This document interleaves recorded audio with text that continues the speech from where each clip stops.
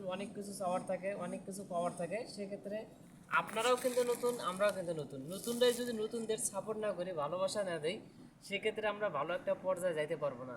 তো বিশেষ করে আবারও একটি কথা বলি, যে যেখান থেকে লাইভ দেখেন না কেন অবশ্যই সর্বপ্রথম জানাবেন যে আমাদের ভয়েস কতটুকু ক্লিয়ার আছে। ঠিক আছে, তাহলে শুরু করতে যাই আজকের এই লাইভ।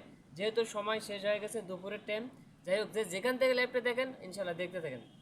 তো আজকে একটি কথা বলি ভাই, যারা কন্টেন্ট মনিটাইজেশন পেয়েছেন, আমি আবারও বলি, যারা কন্টেন্ট মনিটাইজেশন পেয়েছেন তারা চুপচাপ বসে থাকবেন না।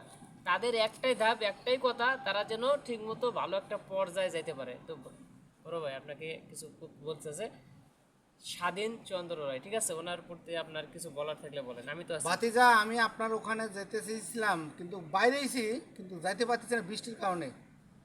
তুমি আমার লাইভটা একটু শেয়ার করে দাও, শেয়ার করে দিয়ে পাশে থাকো। নাহলে আপনার পরিবারে কেউ যেতে পারবে না, কোনো বন্ধু যেতে পারবে না। বন্দুক যাওয়ার সুযোগ করে দাও।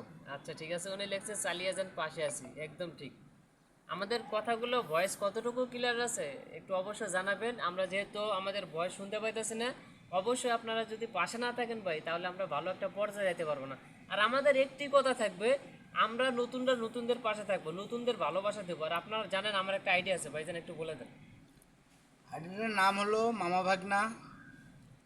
মামা বিএস ভাগিনা, যারা মামা বিএস ভাগনা, জি হ্যাঁ। জি জি, মামা বিএস ভাগিনা। ওই আমার এখানে কমেন্ট করা আছে, আপনি আমার ওই কমেন্টটা ধরে তার পরিবারে যে ঘুরে আসবেন। অবশ্যই তার কাছে ফুলের ভালোবাসা এবং মিষ্টি খেতে পারবেন।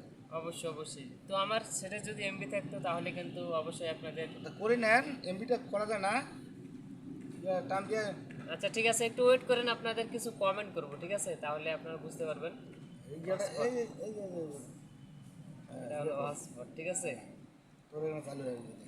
তো দেখেন, আমি কিছু কমেন্ট করবো ভাই এখান থেকে, আপনারা একটু দেখতে থাকেন ধৈর্য সহকারে, তাহলে বুঝতে পারবেন যে মানুষগুলো আমার পরিবারে আসবে, প্রত্যেকটা মানুষকেই আমি ফুলের ভালোবাসা দিয়ে থাকি সর্বপ্রথম। চন্দন কাকু, তুমি কমেন্ট করো এবং আমার পাশে থেকো। কথা বলতে থাকেন একটা।